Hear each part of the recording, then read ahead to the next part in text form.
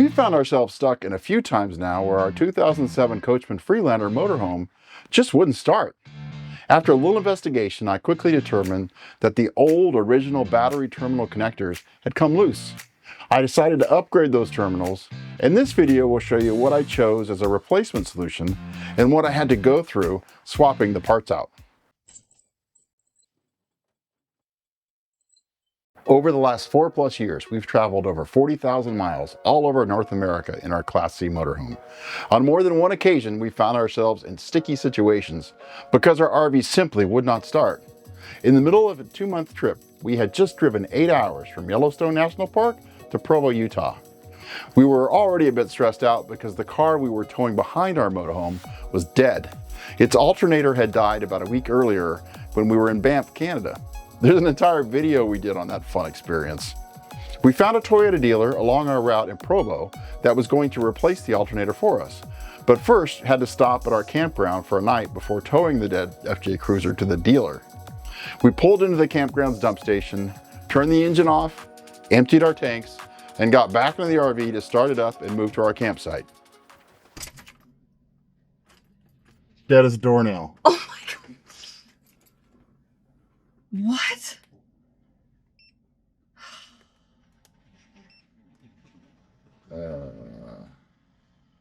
Or your... It's so dead that I don't think it's even battery.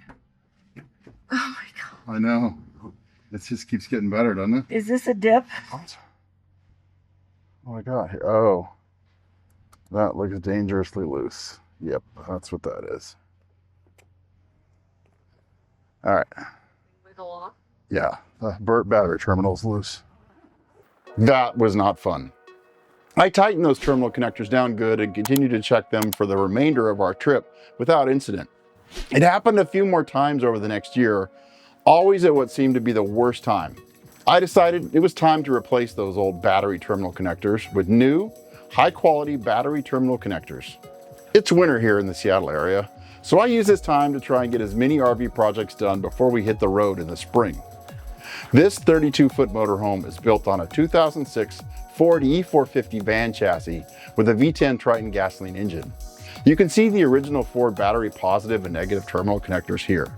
I've cleaned them several times, but they are pretty worn and corroded. Over the last nearly 20 years, these connectors have begun to wear down to the point that easily loosen with bumpy roads and even temperature changes. I originally purchased an exact replacement of these original battery terminal connectors, but wasn't really happy with this type of connector and went with a higher quality solution. The first step in the process was to remove the negative terminal wire.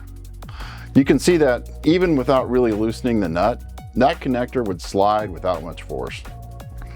Once I moved the negative cable to a safe place, secure area, I began to work on removing the positive cable.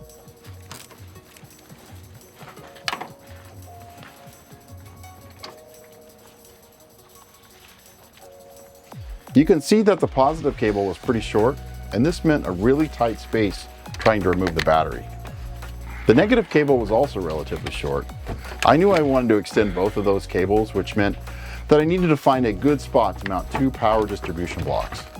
I thought there might be room under the battery.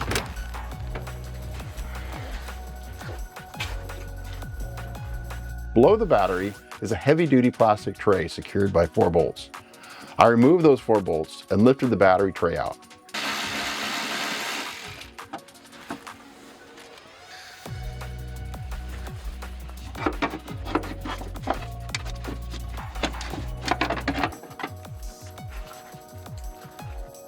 Below that tray are various wires and the windshield wiper fluid reservoir.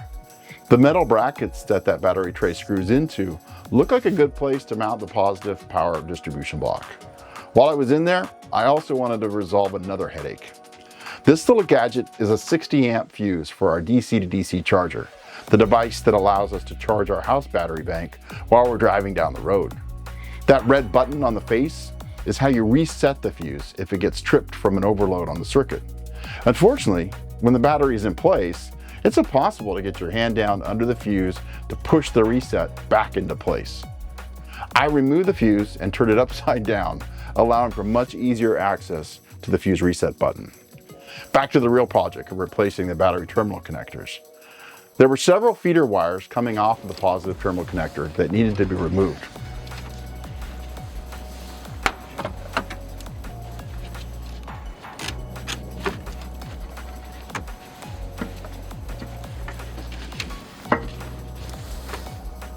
It would have been a major hassle to try and pry the old connectors off the wires, so I decided to cut those connectors first.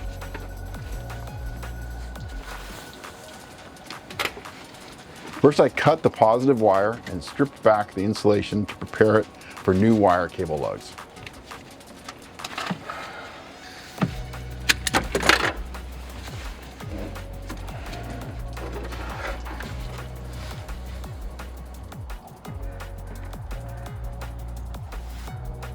I had to cut the negative wire, which included the main negative wire and a small backup ground wire.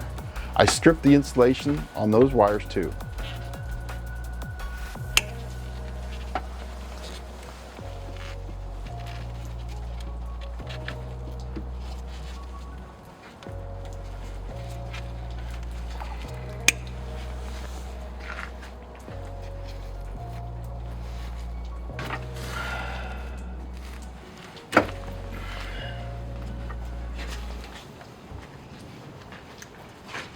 These look like 4-gauge wires, but I thought it best to double check with a wire gauge. This is a cheap gadget you can pick up on Amazon, and I use it frequently to make sure that I have the proper wire sizes when connecting new wire connectors and lugs. These were indeed 4-gauge wires, and I knew the power distribution blocks I would be using had 3/8-inch posts, and we need 3/8-inch lugs on the wires. I prefer to crimp wire lugs on using a hydraulic crimping tool. It's not a cheap tool, but I purchased it when I did all of my battery relocation, whole RV inverter, and the solar setup. That was a lot of crimping, and this tool worked great. It comes with mini crimping dies that handle lugs for wires from 8-gauge to 4/0 wire sizes. Removing the pin from the tool allows you to slide different size crimping dies in and out. You rotate the dial to work mode to enable the hydraulic when pumping the arms. It's hard to show how I use the tool when inside the engine compartment, so this gives you an idea of how the wire lug gets compressed as you pump the arms on the tool.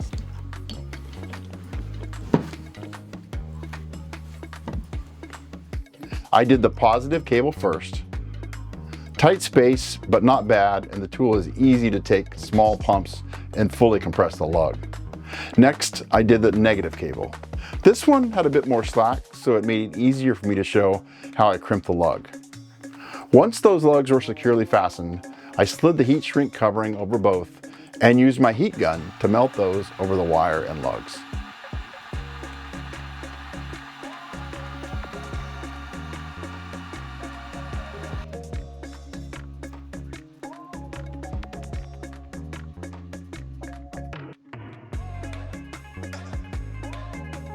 The next step was to mount the positive power distribution block that I would use to extend the original positive wire.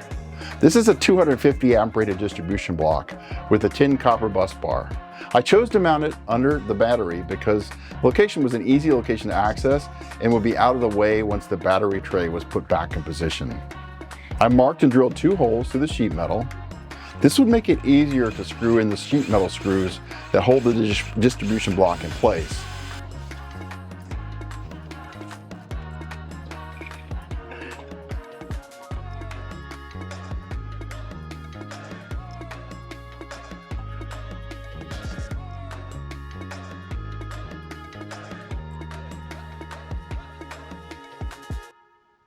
I considered mounting the negative distribution block on a similar location on the opposite side, but it was a pain to get under that area with a drill and the space was pretty tight.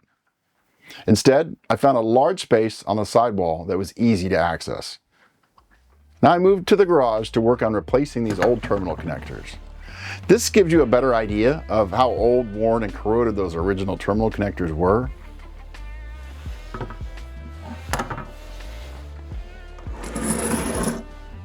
The shiny new connectors feel solid. You can see both the negative and positive connectors have quick disconnect arms for easily removing the battery. They also use hex screws to tighten down all wires that are attached.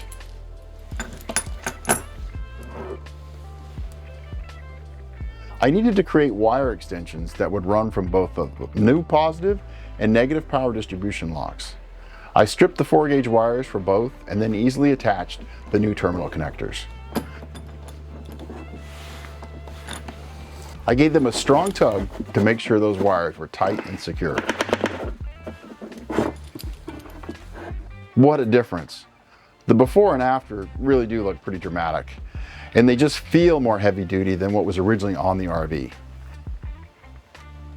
The next step was to attach all the wires to the distribution blocks.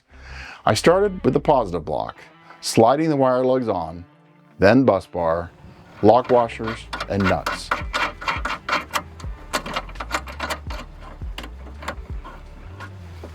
I tighten these down good, applying equal pressure to both sides of the block.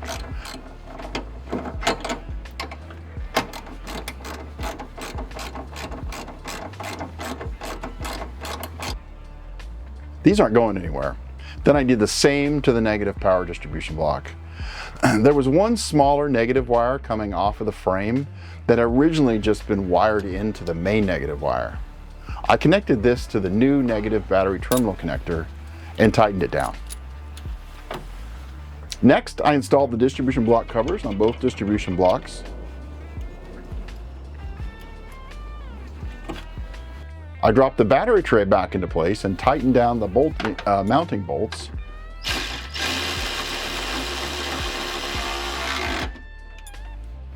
Then it was time to put the battery back into the engine compartment.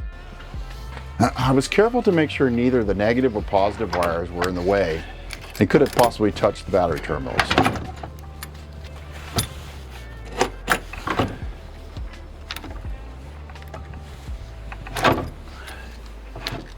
I attached the positive battery terminal connector first and tightened down the quick release connector.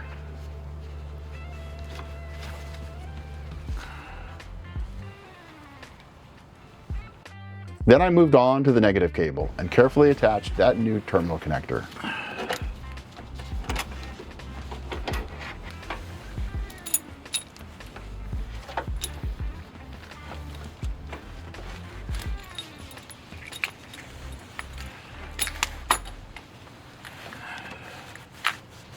Again, what a difference. Both terminals are now clean and much more secure than those old original connectors. But I still needed to test my work, so I jumped in the driver's seat and fired the RV up.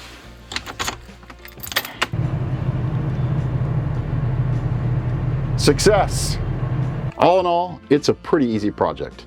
It definitely would have been much faster if I had enough slack on the original positive and negative battery wires to avoid needing to extend those wires with power distribution blocks. This is just how I had to do it for my RV, and it might give you some ideas if you've been having similar issues with loose battery terminals. I've left a list of parts and tools I used in the description below. Feel free to leave comments if you have any questions on how I did something. I hope this helps, and best of luck on your RV projects.